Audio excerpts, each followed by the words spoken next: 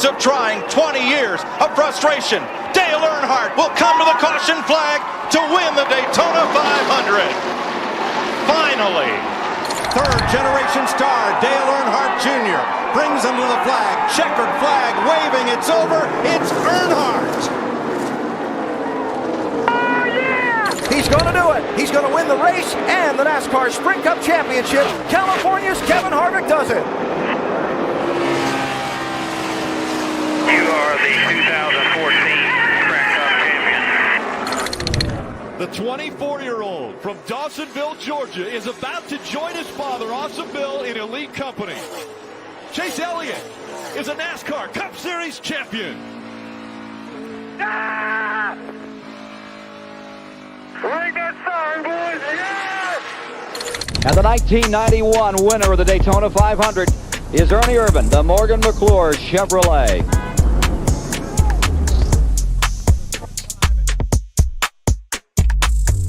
Morgan McClure Chevrolet, honk. I didn't even try this week. I was like, I'll let him have it. What's going on, Phil? Nothing, man. Phil, Happy Memorial Day weekend. Thank you to, and remember all those that give us this holiday and why the holiday's here. So, Thank you all. Remember why this day you have off. yeah, It's not about the barbecues. It's not about, the times with family, although that's great. It's about those who gave the ultimate sacrifice. yes, sir. 100%. Clean Air Show, episode 30. We're getting a little shotgun start going because Indy starts in, I think the green flag's in about 30 minutes or so. So we're going to try to crash course this entire episode into 30 minutes, 45 minutes, max. Question for you real quick. Yes. What nights are you free this week? Monday night, buddy. Okay. No, I'm sure there's some night this week. I'm assuming you got to work next Sunday. I got to work next Sunday, so I'm thinking maybe we just do a live recap show and cover what we can for next week during the live show this week. Yeah, we can do that. Let me get through some comments here. Yeah. Sorry, Tate, just random popped you're in, good. man. Tate, another commercial in reference to Saturday night's main event. Thank you for your hospitality yesterday. You were awesome. That was a great time last night at Saturday night's main event. Looking forward to doing it again. Speaking of which, I guess I could show off some merch real quick. Yeah. I mean, that's epic. I love it. I had to, bro. When I saw that at the merch tent, I had to pick it up. Bailey hates the hat. That's okay, Bailey. Not all of us can be winners. What's going on, Patrick? What's Thanks up, for being Patrick? here. Ryan, happy Memorial Day weekend. Thank you, men and women. I don't laugh at that comment. I laugh at Tate's next comment. Please, no commercials. No commercials here. And Joey says, you may have an extra 15. I did see that there was rain in the area at Indy. Hey, man, it is what it is. We win something. Did you watch any of that last night? Yeah, I watched most of it. From what I heard, it was a whole ton of commercials. Yeah. This wrestling's ruining my commercials. I had it. I had a dual TV thing going on. I had the Freedom Factory race on the Bigley tune-up on the big TV, and then I had the Saturday night main event on the smaller TV, but it was muted, so I was kind of watching both of them. Dude, it was cool because, truth be told, I mean, the crowd was awesome. By the way, for Saturday night's main event, I mean that was an electric crowd all night. It felt like one of those old ECW shows. But John Cena is someone who made me fall in love with wrestling as a kid. Back in his 2005, 2006 run. Mm-hmm. So when I saw that they were coming to town for that and he was advertised for it as his last time in the ring here, I had to go. Had to get tickets and go. But Ryan says Kyle Larson finishes top 5 today. Not sure if it is you're referring to Indy or the Coke 600 because I think he wins the Coke 600 today. Tate said he went back and watched it. It was really bad for commercials. Local radio station is evidently carrying the Coke 600 tonight in the Indy 500, so looking forward to that. That's right. Patrick was telling us that he doesn't have Prime. Yeah. Last show. Ryan says Indy. I want to talk a little bit about this Prime stuff because, first off, from what I watched yesterday, just visually, the Prime broadcast is light years ahead of what Fox is. Yeah. I also want to go talk about these people on social media bitching and moaning and bitching and moaning and bitching and moaning and bitching and moaning and bitching and moaning and bitching and moaning that they're boycotting NASCAR because they went to a streaming service and that, we don't deserve that as fans and they're doing it to screw us and they don't care about us. I would say that 70% of the people complaining have Amazon Prime memberships to get their packages to them at overnight, 2 days, 1 day, and don't realize that they can watch Prime in the NASCAR races for no extra charge in the United States. Yep. No extra charge. What is a Prime membership these days, Phil? I don't. Is it like $19.99, $12? I don't know. Let's just do a quick Google search here. We'll check the Google. Oh, Uncle Google's. Old Dr. Google here. How much is a Prime subscription? It is $14.99 per month or $139 per year. So for your $15 a month to get your packages an extra couple days, you now get to watch your NASCAR races for a 5-week stretch. And I have seen people post that Amazon Prime is giving away a free trial right now in which you get all the races in the schedule of Prime. Because I think it's like a free month subscription. Trial run.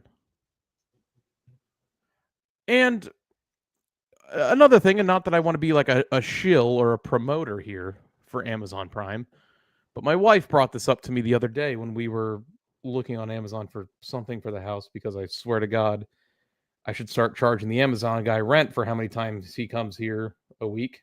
Welcome to the married life, sir. In our Prime membership, we have saved. I can't find it anymore. It used to be like right here. Your Prime savings in 2025 is $312. So of all the stuff we've ordered, we've saved $300. Guess what that pays for, Phil? That Prime membership. That Prime membership, and then some, a couple times. So I just don't understand this stuck in the 1980s, 1990s mentality of we can't adapt to our surroundings. Use the resources that are in front of you. That NASCAR cannot just sit here and say like, "Yup, you know what? Betty June from Mississippi can't watch the NASCAR race, so we're gonna have to cater to her needs." No, it is 2025. Everybody has access to this stuff. If you have internet in your home, you have access to this. I mean, think about it. WWE had the same heat when they went to Netflix. Everybody said the same thing. Oh, you've been on cable for how long? Blah blah blah. Times have changed. Yeah, you gotta roll with it. I mean, streaming is the future. I would say that within, I'll give it a wide margin. In 15 to 20 years, the only way you'll be able to watch any sort of TV is streaming. Well, the only reason there's any type of cable in my house is hooked to my modem. Like everything in my house is streaming now. Like we stream our cable through Xfinity. Like everything is, you don't even have cable anymore. 3 solid comments here. Patrick, people are still bitching and moaning about Prime. It's ridiculous. And Patrick doesn't have Prime. And he's not out there complaining that he's stopping watching NASCAR. He's fine with it. Doesn't want to, he's fine with not having it, which is fine. That's totally okay. Hey, what's the old saying? You do you. Paddle your own canoe. Paddle your own canoe. Ryan, I just got Prime yesterday for the 4 out of 5 races because I will be at Michigan. Ryan and I used to host a podcast, Loose Lugs podcast, back several years ago.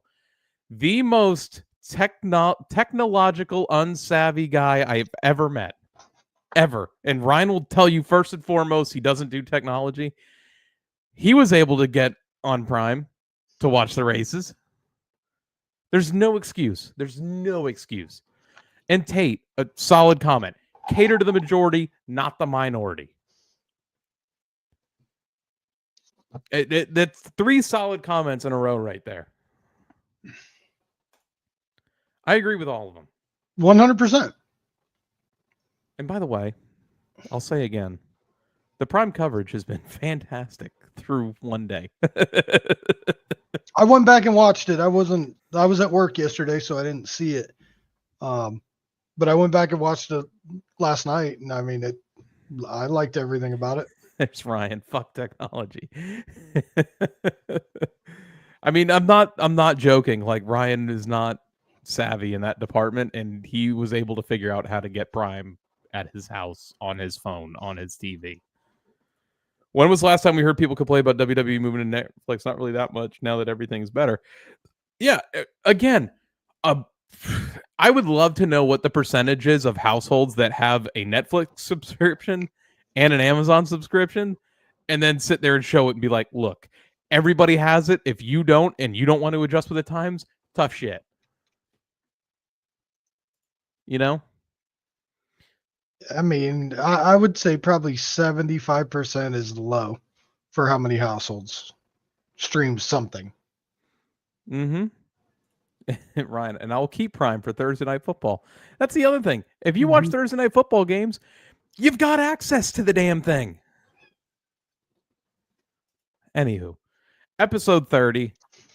Congratulations, Phil, on making it 30 episodes and on this, by the way. Dude, we're killing it. Car number 30, car history as of the time of this article. In NASCAR Cup Series competition, the 30 cars started 1,061 races with 80 drivers and has one win. One win, Jesus. 8 poles, 44 top 5s, 188 top 10s, and 344 DNFs. Michael Waltrip has the most starts in the number 30 with 265 from 1987 to 1995. Was that the car he was also in that Bristol crash with? I believe so. I know Mike Harmon was in that 30 for a Bristol crash that was very similar. No, Mike Harmon was in a 44 car. To be fair, by the way, Waltrip never won a points-paying race in the number, but he did win the 1991 Winston Open and earned 2 poles in that car. 1971 Rookie of the Year, Walter Ballard made 161 of his 176 career starts in the 30 from 66 to 77. This name I'm going to struggle with. Is it Teague Scott? I think so. Teague Scott was a successful dirt modified racer before moving to NASCAR to drive for Walter Ballard, now a car owner. Scott started 87 of his 89 career races in the 30 from 76 to 82. He earned 18 top 10s during that time. Though he is best known for his 589 starts in the 71, Dave Marcus drove the 30 Dodge Daytona for his first 3 years on the Grand National Circuit from 69 to 71, a total of 83 starts. David Stremme has 71 starts in the number 30 for Swan Racing since 2011. Other part-time drivers in the Swan race. Non-driving fuck. Oh, okay. Well, we're about to go to a couple others. So, okay. Right. Other part-time drivers in the Swan Racing 30 included Parker Clearman, Cole Witt, Kevin Swindell, and J.J. Yaley. Following the departure of Michael Waltrip, Johnny Benson took over the Pennzoil 30 for 62 starts from 1996 to 1997. He won the 1996 Rookie of the Year in that car. Kevin Harvick was supposed to drive the 30 AOL Chevy for RCR for 7 races in 2001 and full-time beginning in 2002. The death of Dale Earnhardt changed everything, and Harvick got called up to Winston Cup sooner than expected as he took over Dale's car, now number 29, which we talked about on Monday. Instead, one of Harvick's Busch Series rivals, Jeff Green, was hired by Childress Racing, starting with those 7 races in 2001. Green struggled from 01 to 03, earning only 7 top 10s in his 55 starts. In 2003, he started strong by winning the pole at Daytona, but at Richmond, Harvick ran into the rear of Green's car while Green was attempting to avoid a conflict between Ryan Newman and Ward Burton. Harvick began apologizing for the spin out, and cameras showed that Green's car had hesitated before the collision. Green was outraged by the incident and confronted Harvick's crew chief, Todd Barrier, later saying, "Tough to be teammates when it seems like there's only one car at RCR." He was fired by Richard Childress the next day, who said the change was needed after the relationship had gone shitty. Following the Richmond race, Steve Park was hired to replace Jeff Green. Park had recently been let go from DEI's number 1 car after poor performances, so Jeff Green was hired by DEI to drive number 1. The two drivers essentially swapped rides, but in reality, they were both fired, then hired by the other team. Park would finish 2003 in the car with 24 total starts. In 2004, Johnny Sauter was promoted from RCR's Busch program to drive the 30, but the struggles continued for the team. After 13 starts, Dave Blaney replaced Sauter. Childress announced that Dave Blaney would drive the 30 for the rest of the year in the 2005 seasons, but after 8 races, Blaney was replaced. This is a cursed fucking car for Childress. Jeff Burton had recently been released from Roush Racing after his 99 team failed to find sponsorship. Knowing that Robbie Gordon would be leaving the 31 car at the end of 04, Childress hired Burton to be his replacement. Burton drove the 30 for the rest of 04 before moving to 31 in 05. At the beginning of 2005, RCR rehired Blaney, but the 30 was changed to the 07 in accordance with the team's new sponsor, Jack Daniels. From 1998 to 1999, Derek Cope made 39 starts in the 30. Speedy Thompson only drove the 30 twice in his career, both in 1955. At Martinsville on October 16, 1955, Thompson won the only Grand National win that the 30 car has ever gotten. That is insane. Isn't that crazy? Because along with some non-driving fucks, there have been some driving fucks that drove that car. There's been quite a few driving fucks in there. In 2015, Curtis Keys, the Motorsport Group, fielded the 30 car in 2 races. One with Ron Hornaday, driving fuck. And one with Jeff Green. In 2016, the team returned with Josh Wise for 28 races and Gray Goulding for 2 races. Non-driving fucks.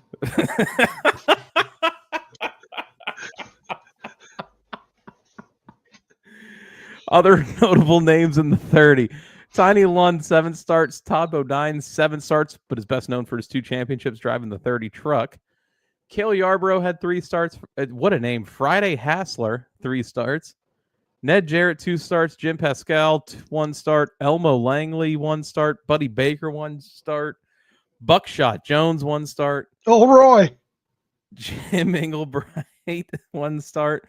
Bob Wellborn, 1 start. Dale Earnhardt, 1 start. And Juan Pablo Montoya, 1 start. And it's outlined or underlined. It did not go well. I'm curious as to why it did not go well. We're gonna turn the drivers and car numbers segment into just driving and non-driving fuck segment. Next episode, we got the 31, and I'm doing a quick skim through to see if we have returned of any old friends in this. What? Never mind. I'm gonna look it up. Oh, well, you can go ahead and ask. No return of any dicks next week. No dicks. No dick. All right. So Burton was in it was still the AOL car when Burton was in it. Say one more time. When Burton was in that 30 car, it was still the AOL car. I wasn't sure if it was or not. Oh, honestly, I didn't even remember that move. I didn't either. I just Googled it and looked it up. Catching up on a couple more comments. A lot of sports, not just NASCAR streaming services, and people don't bitch about those. Amen. Amen. I would say 85% of people stream something. That 15% are over the age of 80 and don't know a PC. We need someone to Steiner math the streaming numbers. I mean, in this day and age, can you even buy a TV that's not a smart TV? I'm sure you can. But I mean, most of the TVs you get are smart TVs. I mean, yeah, I don't know. I'm cracking my first beer of the day open. I've already started mine. That's what I got right here. Mango carts, huh? Little mango cart, yeah. Little mango tango action. Little something different. Little something. Phil, we pretty much recapped North Wilkesboro's All-Star race on Monday, so if you haven't watched that, you can go back and watch that one. We got some apparently, Phil, you have Tate dying in the middle of Publix. You're welcome. Was it the driving fuck, non-driving fuck segment?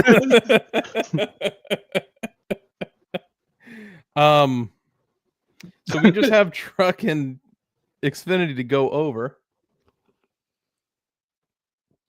Not much to say on the truck race other than Corey Heim is just wasting away in the truck series. Yeah, somebody move him up to Xfinity ASAP, please. Can he just get out of this Toyota deal right now? I want to see what he could do in a good Xfinity car. He's run for Sam Hunt a couple times, but I just don't think. Where it should be. Yeah, I don't think that car's up to par. I think that's just getting his feet wet in him. Tate's elaborated, by the way. You just mumbling non-driving fucks. Welcome to every week on the show, bud. Yeah, that Sam Hunt ride wasn't up to snuff for his driving talents. No, I mean look at the normal drivers that are in that. I mean, you got Jeffrey Earnhardt, you got guys like that. I'd love to see him in that 18 ride. 100%. What did Smallwich finish yesterday? I know we're going to get to Xfinity, but what did he finish yesterday? Let me go back. Hold on. Unprepared as always on the Clean Air Show. 15th with damage. He was running well. And he was running well in that race. A lot of strategy. Like the tire strategy was huge. Allgaier staying out, I thought was going to benefit him when they couldn't run more than half a lap without a yellow. And it just kept counting down laps. And then Zilich, I think, would have had a better shot, but he had a tire rub going on. Zilich ran into, I must have missed it, but I guess Zilich ran into Allgaier. Yeah, I think they got together, and then after that, he had a left rear tire rub for probably the last 15 laps of the race. I thought it was going to blow out. And then I saw that at the end of the race, by the way, William Byron won to no surprise. And like Phil said, Allgaier was out on old tires. Everybody else behind him pretty much pit. I saw Brendan Poole got taken out by Jeb Burton. And what a wreck. I did not even see the replay of it. I just saw the two cars completely destroyed. Jeb Burton's car, I think, was on pit road, and Brendan Poole's was up against the wall or something like that. Let me see if I can find it. So I didn't even see it. Again, I was at Saturday night's main event watching it from our seats, the finish of it. Dude, sometimes I hate the way J-Ski lays stuff out. Sometimes it's kind of a bitch to find stuff. Sammy Smith got DNQ'd or DNF. Yeah, I'm sorry, disqualified, DQ'd yesterday. And what was that DQ for? Too light. Carson Kvapil had another good day until something happened. Ended up top 15, I think, though. Carson Kvapil finished 17th. Kvapil was a part of that wreck that set up the overtime. Shout out Dean Thompson, top 5. Nick Sanchez, Williams. 3rd. Josh Williams, 6th. Ryan Ellis, 8th. Eckes, 9th. I just, a lot of guys had good runs that really needed it yesterday. Chris Wright, 18th.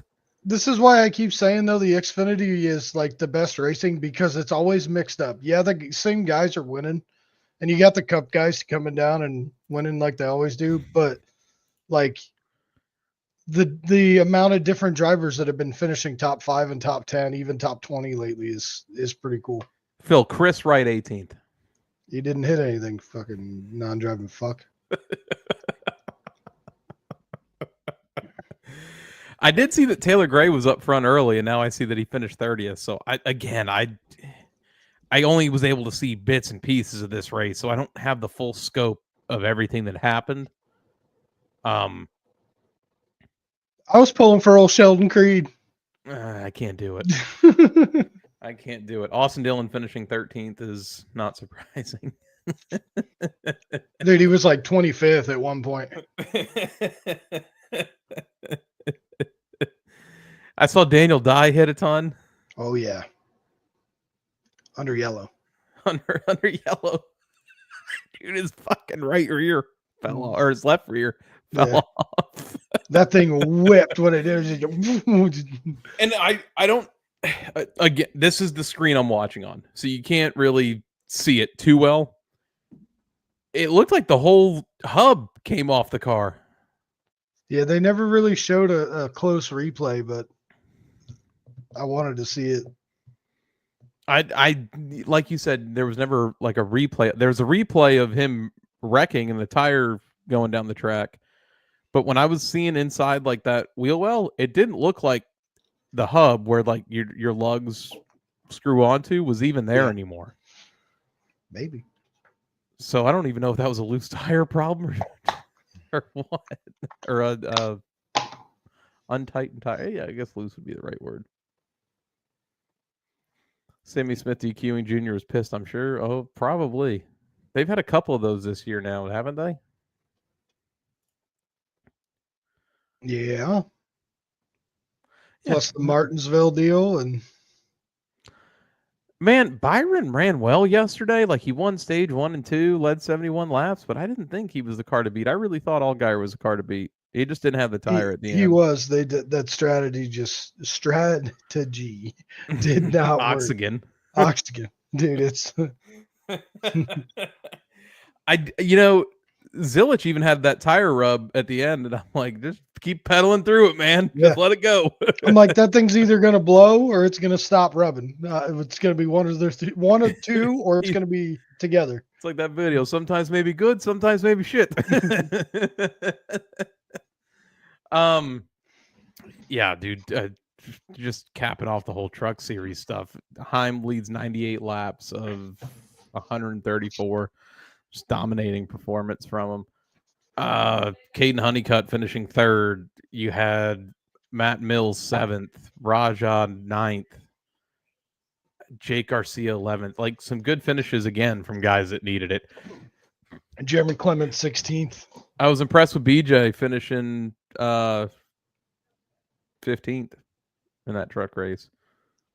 Yeah, that was a BJ McLeod run. He didn't put on a stellar performance, but I mean, it wasn't anybody's way either. Right. Chandler Smith had to spend time with his kids. He was out early. Oh man. Did you watch any Monaco this morning? I did. I watched a couple laps. I watched the first couple yellows, and then I actually started my day instead of a triple. I started it with a quadruple. Oh. MotoGP was live at Silverstone this morning, so I turned that on and was watching that before Monaco started. Those MotoGP guys are insane, dude. 200 miles an hour into a corner is nuts. Yeah. Yeah. I thought our buddy Victor put it best, man. It's amazing. Amazing they can do what they do. Being weighed down. By balls that big. Who even won Monaco? I don't even remember who the fuck won. I don't know. I was in church, so I didn't see the end of it. I'm sorry. I'm trying to get my fantasy picks done too at the same time. Lance Norris. Lando Norris. That's what I said. Lance Norris. Lance and Chuck Norris. Chuck Norris won, dude. He had that old fist popping out of his beard. But I mean, it's Monaco. You start on the pole, you're going to win, basically. I mean, yeah. Yeah. Yeah. Yeah. What do you think about Indy? How's our buddy Kyle Larson going to do today? For the sake of the sport, I hope he does well. Tate. Monaco Grand Prix non-track fuck. Non-track fuck, yeah. Terrible. For the sake of motorsports, I hope Larson does good. just to see somebody actually, since Tony, do a decent job in the double. I hope Larson wins, then he doesn't make the Coke 600 and doesn't get a waiver. All guy or win tonight? Yeah. No, dude, I think Larson performing well does NASCAR a lot of good because it says something about driving talent, that we have over here, primarily just running ovals. Mm-hmm. And I think it's good you kind of mix viewers in that aspect because now people are going to tune in at the Coke 600 tonight, see how he does there, and go, It don't matter. Shopping cart, go kart, whatever it is, Kyle Larson's driving it. Like, and it's. I'm not a Kyle Larson fan by any means. I do not like Kyle Larson. Just your kid does. My kid does. He doesn't know any better. But but like, you got to give the guy credit. You have to give him credit as to the variety of his talents. I mean, he's good in everything he does. Dirt late model, dirt sprint car, whatever he gets behind the wheel of, he is fast. So, I mean, not to discredit him at all. I'm just not a fan. Who are you taking for the win today? At Indy, I'm gonna take Pato O'Ward. Man, I'm gonna ride that one with you. I was thinking O'Ward as well. I don't know, dude. The rookie starting first. That's impressive. What do you think about the Penske cars from the rear, though? Cheating fucks. Cheating fucks. I love the fact that it was Chip Ganassi who pointed it out. Yeah. And then they went back and looked at last year's car, and last year's car had it on it too. The exact same. People bitch about Larson skipping the driver's meeting, saying they favor HMS, for fuck's sake. What do y'all think about that Larson rule of run all the races? Yeah, you have to run all the races. If you're able, not injured, you should be running. That's fair. And not suspended, I guess, would be the other way to look at it. That's happened a lot lately. Who is your pick for the Coke 600? Can you give me a rundown of who I've picked? Give you a rundown. You have picked Ty Dillon, Alex Bowman, AJ Allmendinger, Ricky Stenhouse, Kyle Busch, Tyler Reddick, Denny Hamlin, William Byron, Kyle Larson, Brad Keselowski, Daniel Suarez, Cole Custer, and then you picked Larson for the All-Star race. Give me Buescher for this week. So for Charlotte, Phil's taking Buescher, and who's your sleeper? Jimmy Johnson. Final career start. No sleeper. I'm gonna go Hocevar again this week as a sleeper. He's starting deep in the field, but I'm going for a home run pick for Charlotte that also might fuck me. I'm going Kyle Larson to win Charlotte. Go-kart, shopping cart, it don't matter. Kyle Larson. My sleeper is going to be Gregson. He qualified really well yesterday. He did qualify well, starting 8th. How about we talked about it, me and you, the other day. How about John Hunter? The runs he's been having lately, starting 6th. Especially in that equipment. Yeah, I mean, compared to, you look where Jones is running on a weekly basis, and Jones driving fuck, Yeah, I think John Hunter's doing really well in that legacy ride. Better than what I would expect that car to run. We'll see how Jimmy does today, though. Qualified decent. Patrick taking Josh Berry as his sleeper. Patrick's also taking Newgarden for Indy. Shout out Chase Briscoe one time for qualifying on the pole. Yeah. Briscoe's been running real good lately. Phil, it's arrived. Oh, you got it. Content coming from the racetrack, from Clean Air Show, coming soon. That's going to be a fun time. Fantasy picks. I'm going Larson, Buescher, Gregson, Reddick, Chase, and Gibbs. I picked Blaney over Reddick, Byron over Bell, Larson over Hamlin, Busch over Bowman. I went with Busher, John Hunter, Noah, Denny, and Joey Logano. And then I took Reddick, Bell, Denny, and Kyle Busch. All the top row. Okay. League standing update. Ryan Schreck 12, Kyle Larson's iRacing account. Vince second, Manda Love third, fourth One Blue Weston, fifth King J Hip Racing 3. Sixth is me, NASCAR's Consistency. Seventh, Jackhammer JT. Eighth, Ruggs Motorsports. Ninth, Juniors Wild Bandits. 10, Cole the Bull 24. 11th, Door Bumper Not Clear, which is Brandon. 12th, Dale's Mustache. 13th, Priscilla. Tied for 13th, Casual Chaos. 15th is Phil, Mr. Excitement. 16th is Victor.